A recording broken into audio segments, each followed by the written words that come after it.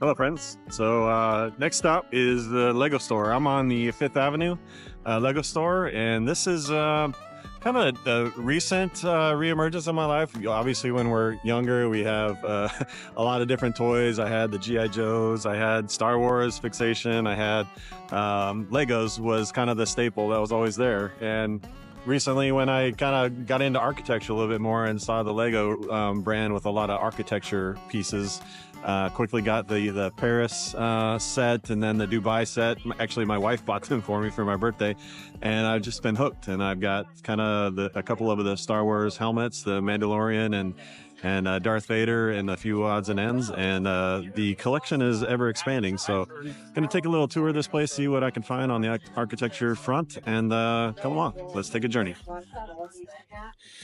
Okay, upon entering, this is the site that you're greeted with, this magnificent tree of discovery. Very colorful, very interactive, being able to walk underneath it, seeing how it goes from the floor all the way up to the ceiling and kind of a canopy above you. Very nice touch, very nice attraction. And of course, being in New York City, seeing the New York themes, Empire State Building, I like how it looks almost identical to the real life thing. And then just breathtaking seeing the Eiffel Tower, reminding me how lucky I am. 20th anniversary in Paris with my bride, so that was a good time. And then bringing back to New York and seeing the Statue of Liberty, this was a really cool... Wait, did she just blink at me? Sorry, back to reality here. So this is actually what I'm here for, this architecture set for the New York City. I like that. I think that's accepted. I'm going to take that one home for a future build. Continuing on my exploring of the store, it's nice to see a reminder that adults are welcome. It's not just for kids anymore. So here is an ideas and icons collection. I just really appreciate how they have the actual builds on display. Oftentimes you see a photo on the box and you think, nah, what is it really? What's the scale of it? And so Lego does a really good job of having some of the actual builds on display so that you can not have any buyer's remorse once you get it home. Time to keep exploring. I'm gonna wander up these stairs to the 2nd level. Yes, 2-story Lego store in New York. Just incredible. I love how every inch of this place is filled with builds, displays like you see here, some movie posters, Lego movies, Lego shows, and even some Broadway shows, and of course the ever iconic yellow taxi cab. And now for the engineering geeks amongst us, the Technic section really hits a different spot. So a lot of these are motorized moving parts, imitating life as well. So you've got the different sports cars and heavy equipment. Really cool Porsche build. Again, I just love how they put them on display so you can get a sense of the scale and the color and maybe even the moving parts. Nice Mercedes there.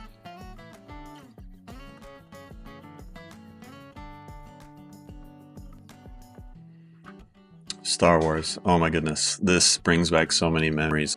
I'm a child of the late 70s and early 80s, and Star Wars made a very big impression on my life. And so, admittedly, I spent an extra amount of time in this section just looking at the various pieces, reminiscent of canon movies, but also some Lego-inspired pieces like that dark Millennium Falcon. That's pretty interesting. But yeah, I just enjoy every little piece here. And then this one, oh my goodness, this TIE Interceptor is just, I'm going to have to think about that one for a little bit. Really, really cool looking ship that I'd probably like to add to my collection. We'll see how that goes. Okay, well, that was fun. So I got the bag, got a few things to build, and just had a good time. Had some good conversations in there. A fellow Lego enthusiast who actually works there. Pretty fun day every day. Had a fun Star Wars conversation. He was a Trekkie. I'm a Star Wars guy, but he had a good story when he was younger, and his dad took him to Star Wars.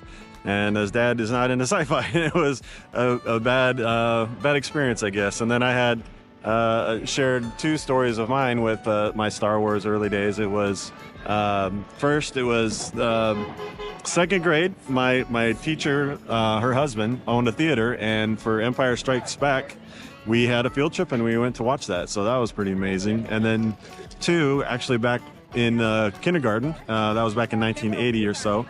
I thought I was Luke Skywalker because I had a bungee cord that I took to school with me in recess, and you know, it's like the rope that he used to swing him and Princess Leia when they were in the Death Star trying to escape. So yeah, fun little stories reminiscing back in early childhood, getting connected to Star Wars, and now with Lego kind of continuing that legacy. So hope you guys enjoyed that. It was a lot of fun, and we'll see you when I get to the build.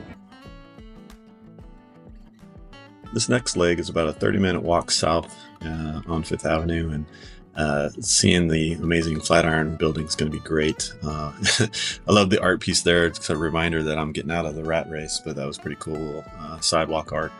And, you know, it's taxing that 30-minute walk, so yeah, eatily I got myself a nice chocolate and coconut gelato to enjoy, and enjoyed a little bit of nature. This cool little bird paying me a little visit and giving me a little show right in front of me.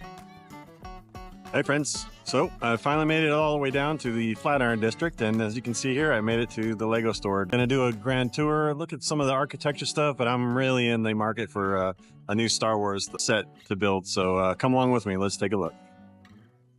You guessed it, went right to the Star Wars section, and that TIE Interceptor, that is just becoming one of my favorites to see.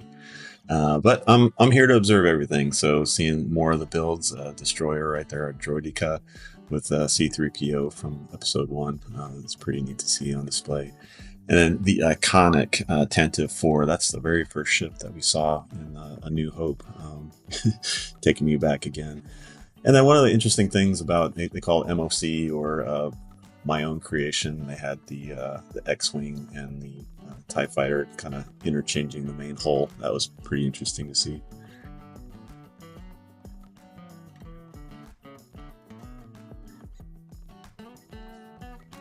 Okay, so I'm gonna venture out beyond Star Wars. So nice to see Dune getting in on the action with Lego. They've got the Ornithopter.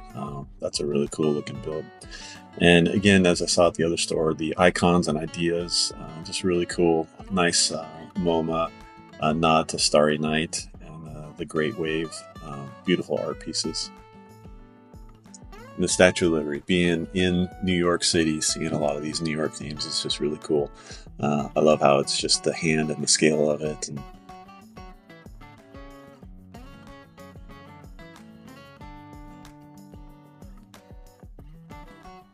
just the attention to detail. It's just blows my mind being able to see in person some of the creativity that people have.